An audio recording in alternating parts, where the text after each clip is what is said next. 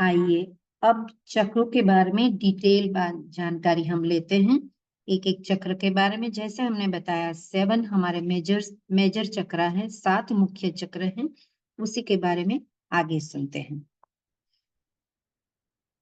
सबसे पहला है मूलाधार चक्र, उसे रूट चक्र भी कहा जाता है। ये चक्र जो है रीढ़ की हड्डी में गुदा से लगभग 4 उंगल ऊपर होता है। ये भौतिक शक्ति और सृजनकर्ता, मजबूती, प्रचुरता और संपन्नता का केंद्र है।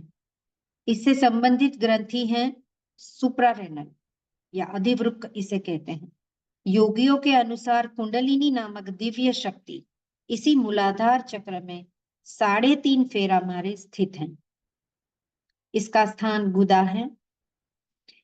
अपान वायु इसका प्राण है और उसका गुण है गंध।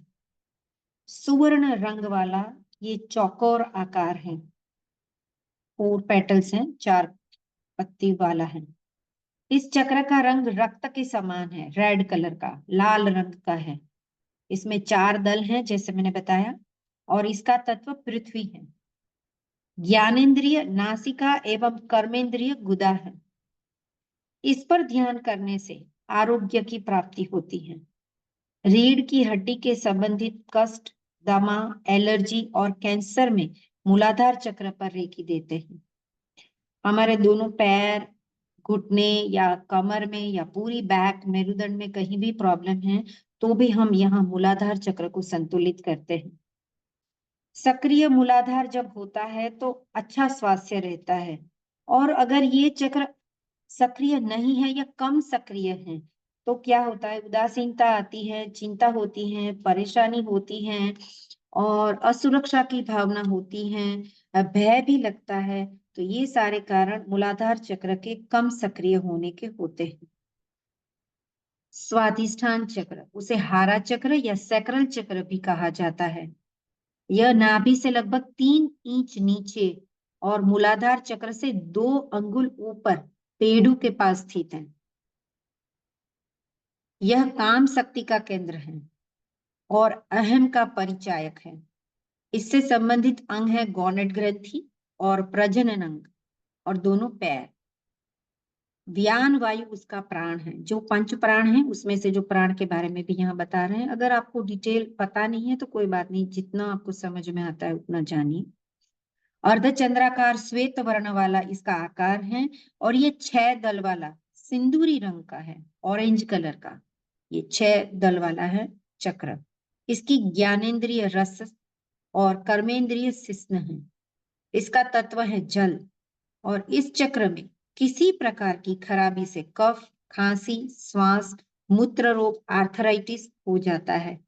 साथ में जो भी महिलाओं के जो भी रोग हैं, पुरुषों के भी जो प्रजनन अंग से संबंधित रोग हैं, प्रोस्टेट वगैरह, बच्चा नहीं होना, मासिक में तकलीफ होना स्त्रियों के लिए, वो सारे रोग जो है इसी चक्र के असंतुलन की वजह से होते हैं।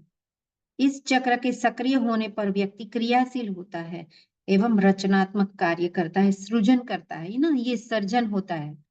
तो स्वादिष्ठान चक्र, सक्रल चक्र में यहाँ सर्जन होता है, तो वो सर्जनशील या रचनात्मक कार्य करता है, ऐसा व्यक्ति होता है। तीसरा चक्र होता है मणिपुर चक्र, उसे सोलर प्लेक्सस भी कहा जाता है। इसका स्थान नाभि से ऊपर स्थित है। ये ऊर्जा का केंद्र है और बुद्धि शक्ति, वीरता और साहस का प्रतीक है। यह चक्र शरीर के तापमान को नियंत्रित करता है और इससे संबंधित अंग हैं लीवर, आमाशय, पित्ताशय, पाचन संस्थान, मतलब पूरा जो डाइजेस्टिव ऑर्गन जो सारे हैं, लीवर, पेनक्रियास, स्प्लीन, बड़ी आंत, छोटी आंत, वो सब जो है इसी के अंदर आते हैं। जो पाचन तंत्र पूरा है ना, बड़ी आंत नीचे आएगा। समान वायु उसका प्राण है और उसका रंग नीला है।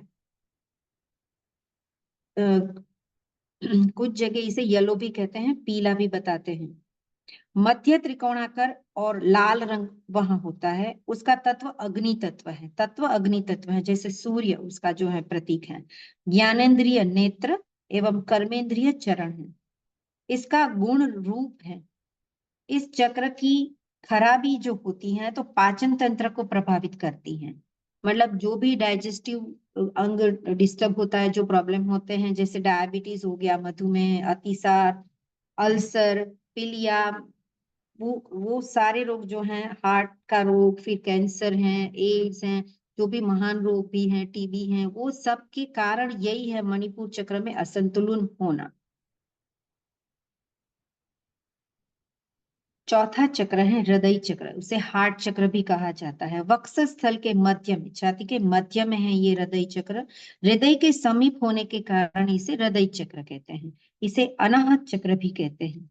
तो ये चक्र जो है एकदम प्योर लव, निश्चल प्यार, करुणा, दया, अपनापन, भाईचारा, आध्यात्मिक विकास, भक्ति, साधना एवं प्रेम का प्रतीक है। प्यार, लव, लव का सिंबल है ये हृदय चक्र। हमारे ऋषि मुनियों ने भी इस चक्र को जागृत करने के लिए बहुत विशेष ध्यान दिया है, क्योंकि बेस तो यही है, प्यार, करुणा, दया। उसके सिवा जो है आध्यात्मिक विकास नहीं हो सकता है। तो आध्यात्मिक विकास के लिए हार्ट चक्र बहुत ही जरूरी है, उसका ओपन होना, उसका सक्रिय होना बहुत जरूरी है। इसके संबंधित अंगे थाइमस ग्रंथि, हार्ट, लीवर, फेफड़े और रक्त प्रवाह। मणिपुर चक्र और हृदय चक्र दोनों एक दूसरे के पूरक हैं। मणिपुर चक्र की कोई भी खराबी हृदय को प्रभावित करती है। चिंता, तनाव, भावुकता की स्थिति में दोनों चक्र प्रभावित होते हैं। जैसे कहते हैं ना कि जब बहुत गुस्सा होता है तो हम खाना नहीं खा सकते या एसिडिटी हो जाती है, तो ये हृदय के साथ मणिपुर चक्र जो है जुड़ा हुआ है। तो हृदय रोग से संबंधित व्यक्ति का मणिपुर चक्र भी खराब होता है। शरीर के पीछे हृदय चक्र अति महत्वपूर्ण है। हृदय रोग, फेफड़े के रोग जैसे दमा, तपोदिक आदि में पीछे से रेकी देकर रोग नियंत्रण किया जाता है। ये रेकी में हम सिखाते हैं। उसका चक्र अरुण, मतलब निकलते हुए सूरज का रंग जो होता है वैसा होता है। उसके 12 दल हैं, मतलब 12 पेटल्स है, 10+2 पेटल्स है उसकी, षटकोणाकार है और धूम्र रंग का ये चक्र है। उसकी ज्ञानेंद्रिय त्वचा है और कर्मेंद्रिय हस्त है। उसका तत्व वायु व गुण स्पर्श है। प्राणवायु उसका प्राण है। आकाश तत्व और पृथ्वी तत्व के चक्रों में सामंजस्य, मतलब बैलेंस रखना, ऊपर के 3 चक्र, नीचे के 3 चक्रों में बैलेंस रखना जो है, वो एक काम जो है हृदय चक्र करता है। पांचवा चक्र है विशुद्धि चक्र, थ्रोट चक्र भी कहते हैं। यह चक्र गर्दन के नीचे स्थित है, इसीलिए इसे थ्रोट चक्र भी कहते हैं। यह थायराइड और पैराथायराइड ग्रंथि के पास स्थित है। यह हमारे संचार एवं अभिव्यक्ति का केंद्र है। अगर सरल शब्दों में कहे तो यह हमारे शरीर की टेलीफोनिक अवस्था का संचालन करता है, हमारी अभिव्यक्ति को दूसरों तक पहुंचाता है, जीवाणुओं से शरीर की रक्षा करता है। इस चक्र पर ध्यान लगाने से वाणी की सिद्धि प्राप्त होती है, यानी जो हम कह देंगे वह कार्य हो जाएगा। यह चक्र अप्रत्यक्ष रूप से स्वाधिष्ठान चक्र से भी संबंधित है। इस चक्र की खराबी से गले की खराबी, दमा, मोटापा, अधिक दुबलापन आदि थायराइड ग्रंथि से संबंधित रोग हो जाते हैं।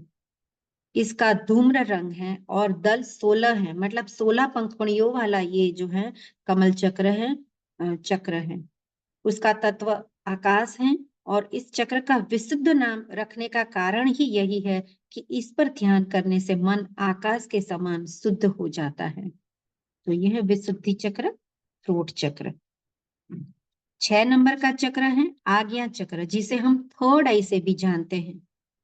यह चक्र मस्तक पर दोनों भुवों के मध्य में स्थित है, 2 आईब्रो के बीच में है उसका स्थान। इसे तीसरी आंख, थर्ड आई भी कहते हैं। यह हमारे अंतर्ज्ञान का केंद्र है, इंट्यूशन का केंद्र है।